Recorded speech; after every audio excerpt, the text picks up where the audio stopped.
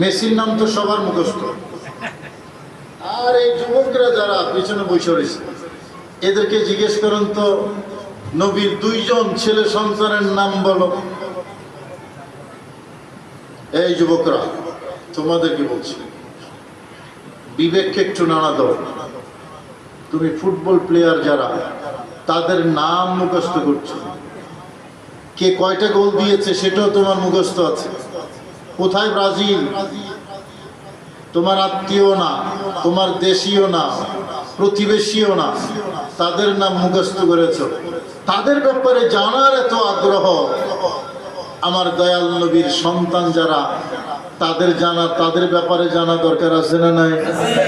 যুবকরা, এই চেতনাটা একটু লাগবে যে আমি আবু বকর সিদ্দিক সম্পর্কে জানবো, আমি উমর ফারুক সম্পর্কে জানবো, আমি উসমান ইবনে জিন্নারাইন সম্পর্কে জানবো, আমি মাওলাই কায়নাত আলী মুর্তজা সম্পর্কে জানবো, আমি হাসান এবং হোসেন সম্পর্কে জানবো, আমি ফাতেমাতুজ জাহরা সম্পর্কে জানবো, আমি নবীজির সন্তান যারা তাদের সম্পর্কে জানবো, আম্মা জান আয়েশা সিদ্দিকা সম্পর্কে জানবো, আজওয়াজ মুতাহহারাত যারা তাদের সম্পর্কে জানবো, নবীর সাহাবীদেরকে সম্পর্কে জানবো, গৌসুল আজম দস্তগীর সম্পর্কে জানবো।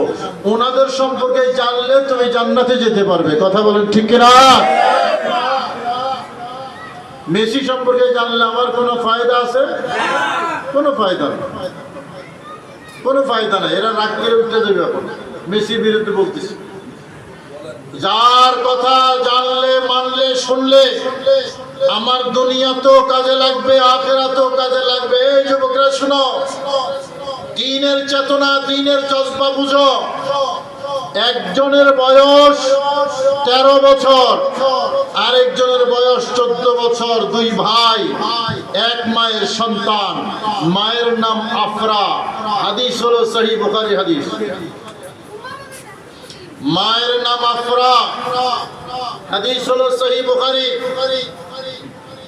এই দুই ছেলে, দুই সহোদর ভাই বদরের যুদ্ধে চলে গেছেন। বদরের ময়দানে যুদ্ধে অংশগ্রহণ করার জন্য, ইসলামের প্রথম যুদ্ধ, রমজান মাসের 17 তারিখ আমার দয়াল নবী সেই ময়দানে উপস্থিত।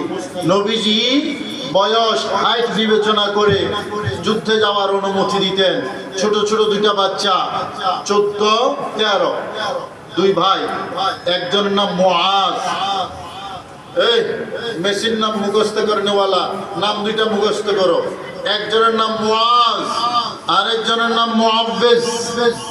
মুআজ, মুআব্বিজ, দুই ভাই 13 এবং 14 বছর বয়সী। যুদ্ধের ময়দানে, বদরের যুদ্ধের ময়দানে গিয়ে নবীর কাছে অনুমতি চাইলেন, হুজুর আমাদেরকে অনুমতি দেন, আমরা একটু যুদ্ধে যাব। জোরে বলুন না সুবহানাল্লাহ। এই বাচ্চার বয়স 10, 11, 12, 13 হবে। যেই বয়সে বাচ্চারা টেনিস বল খেলে, এই বয়সে ছোট তলোয়ার নিয়ে যুদ্ধের ময়দানে চলে গেছেন ছোট বাচ্চা সহ।